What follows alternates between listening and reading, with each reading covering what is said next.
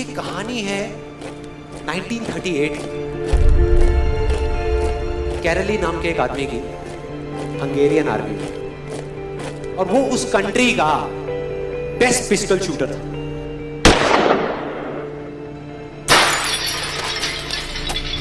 जितनी भी national championships हुई थी उस कंट्री में, उसको वो जीत चुका था। और सबको ऑलमोस्ट कंफर्म था कि 1940s में जो ओलंपिक्स होने वाले हैं उसमें गोल्ड मेडल कैरली को ही मिलेगा। और उसने सालों से ट्रेनिंग करी थी। उसका एक ही सपना था, एक ही फोकस था कि मुझे अपने इस हाथ को दुनिया का बेस्ट शूटिंग हैंड बनाना है, बेस्ट बनाना है, बेस्ट बनाना है। और वो कामयाब हो गया, उसने बना लिया बेस्ट शूटिंग हैंड। सिर्फ 2 साल का फर्क था। 1938 में एक आर्मी का ट्रेनिंग कैंप चल रहा था। क्योंकि वो आर्मी में था तो एक एक्सीडेंट हो गया। उसके उसी हाथ में जिससे उसने गोल्ड मेडल जीतना था, उसमें एक हैंड ग्रेनेड फट गया और वो हाथ चला गया।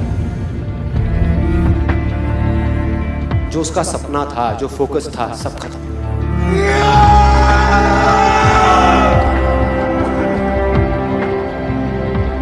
उसके पास 2 रास्ते थे। एक तो ये कि वो बाकी की पूरी जिंदगी रोता रहे और कहीं जा करके छुप जाए, या अपना जो गोल था जिस पे उसने फोकस किया हुआ था उसको पकड़ करके रखे। तो उसने फोकस किया उस पे नहीं जो चला गया था, जो उसके पास नहीं था। उसने फोकस किया उस पे जो उसके पास था।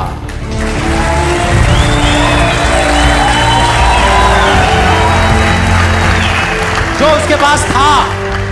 और क्या था उसके पास में? एक लेफ्ट हैंड,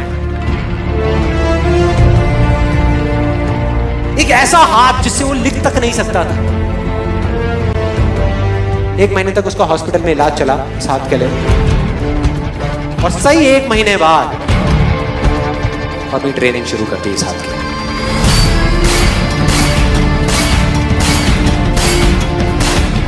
ट्रेनिंग के 1 साल बाद, मतलब कि 1939 में वो वापस आया। नेशनल चैंपियनशिप्स हो रही थी वहीं पे हंगरी में, और बाकी भी बहुत सारे पिस्टल शूटर्स थे वहां पे। उन्होंने जा करके उसको कंग्रेचुलेट किया, कहा कि यार देखो, ये होता है जज्बा, ये होती है स्पोर्ट्समैन स्पिरिट, कि इतना सब कुछ होने के बाद भी तुम यहां पर आए हो हमको देखने के लिए और हमारा हौसला बढ़ाने के लिए। किसी को नहीं पता था कि वो 1 साल से अपनी ट्रेनिंग कर रहा था लेफ्ट हैंड की। और उसने जवाब दिया, मैं यहां पर तुम्हारा हौसला बढ़ाने नहीं आया, तुम्हारे साथ कॉम्पीट करने आया हूं, तुमसे लड़ने आया हूं, तैयार हो जाओ। और कंपटीशन हुआ।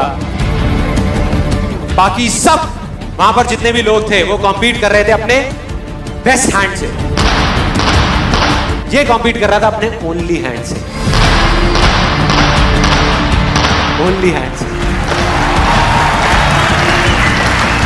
कौन जीता?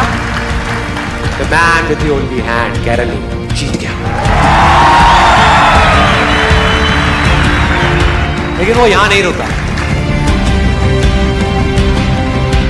उसका गोल क्लियर था कि मुझे इस हाथ को इस कंट्री का नहीं, इस पूरी दुनिया का बेस्ट शूटिंग हैंड बनाना है। उसने अपना सारा फोकस उठा करके डाला 1940 पे, जब ओलंपिक्स होने वाले थे। लेकिन 1940s के ओलंपिक्स कैंसिल हो गए वर्ल्ड वॉर की वजह से।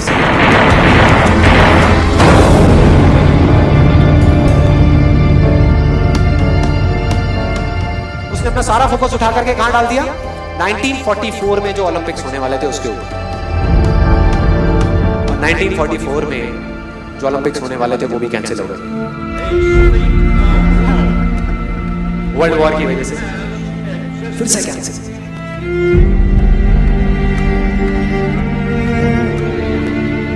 उसने अपना सारा फोकस उठा करके डाल दिया 1948 के ओलंपिक्स में। 1938 में उसकी एज थी 28 साल, 1948 में उसकी एज हो चुकी थी 38 इयर्स। और जो यंगर जो प्लेयर्स आते हैं निकल करके, उनसे कॉम्पीट करना मुश्किल होता चला जाता है।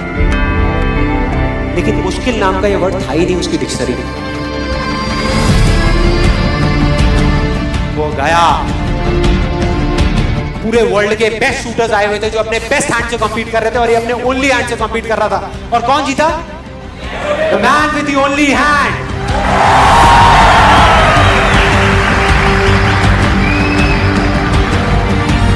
लेकिन वो तब भी नहीं रुका। 1952 ओलंपिक्स, दोबारा कॉम्पीट किया उसने, और इस बार गोल्ड मेडल कौन जीता? गैरल ली।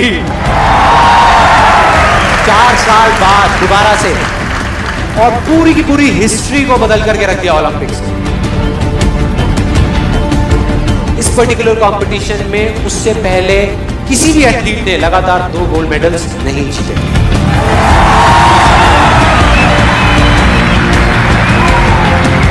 अब किसी भी लूजर के पास चले जाओ, उसके पास लिस्ट होगी बहानों की कि मैं इस वजह से फेल हुआ अपनी लाइफ में, इस वजह से मैं कुछ नहीं कर पाया। बहुत लंबी लिस्ट है। दूसरी तरफ विनर के पास चले जाओ, उसके पास में 1000 वजह होगी वो ना करने की जो वो करना चाहता है, सिर्फ एक वजह होगी वो करने की जो वो करना चाहता है, और वो कर जाएगा।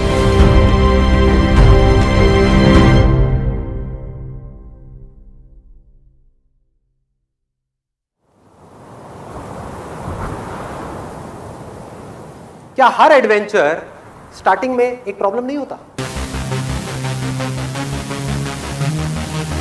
क्या हर एडवेंचर की शुरुआत प्रॉब्लम से नहीं होती? बार बार गिर करके उठने में और वापस से ट्राई करने में क्या ये एडवेंचर नहीं है? इसमें जितना मजा है और किस चीज में है इस दुनिया में? क्या आपने काम किया और उसमें फेल हो गए, अब उसको सोल्यूशन निकालो, क्या ये एडवेंचर नहीं है? अगर आपने इसको एडवेंचर जेन्युइनली समझ लिया तो क्या होगा? सारी प्रॉब्लम्स आपके लिए छोटी हुई। अब प्रॉब्लम को एडवेंचर नहीं समझा, प्रॉब्लम से डरते रहे तो क्या होगा? प्रॉब्लम तो फिर भी आएंगी। क्या हुआ? आपके सोचने समझने की जो शक्ति है, क्या हुआ ऐसे मोमेंट में? कम हो गई, खत्म हो गई। और जैसे उसको एडवेंचर देखा तो क्या हुआ? मजा आ गया। गिरे और एक्साइटेड हो गए। बिना प्रॉब्लम के ग्रोथ क्या है? अंदर से ग्रोथ का मतलब क्या है? कोई प्रॉब्लम है उसको ओवरकम करना, that is growth, that is life. Ice skating ring में सोच करके जाना कि मैं आइस स्केटिंग करूंगी, लेकिन एक बार गिरने के बाद में, 2 बार गिरने के बाद में आकर के साइड में बैठ जाना, ये लाइफ है? क्या कोशिश करते रहना? 1000 चीजें ऐसी होंगी जो आपको बिल्कुल भी पसंद नहीं है, फिर भी आपको करनी पड़ेगी। मान लो आपको अकाउंट्स में इंटरेस्ट नहीं है, लेकिन अगर आप एक एंटरप्रेन्योर हो तो आपको थोड़ा बहुत तो सीखना ही पड़ेगा। अब एक नजरिया ये है, आप इसको प्रॉब्लम की तरह देखो और अटक जाओ। दूसरा क्या है?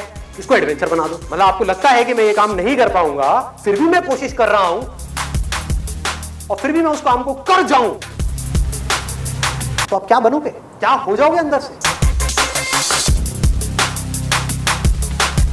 फिर कुछ भी खेल खेलने में आपको डर लगेगा क्या? जिसको अपनी प्रॉब्लम को एडवेंचर बनाना आ गया, उसको सीखना आ गया।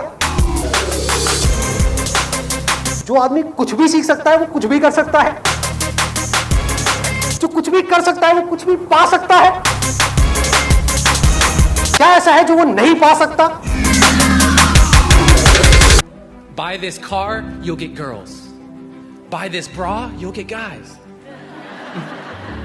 And we're seeing it so much that we start believing these lies, but the truth is, the makeup they're selling to make you feel prettier is the same makeup you buy to stop feeling shittier about this lie they keep telling you that you are not enough.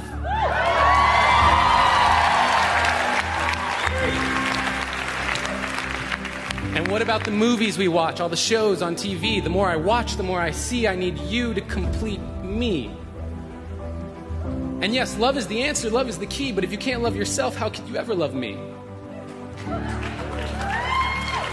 And loving yourself, what does that even mean? Like massages and selfies and that sort of thing? Because the more I think about it, the more it feels weird. I've always been taught that self-love was something to be feared. I've been taught that arrogance is bad and vanity, it's not good. And even my bracelets are telling me to act how Jesus would. So what should I do?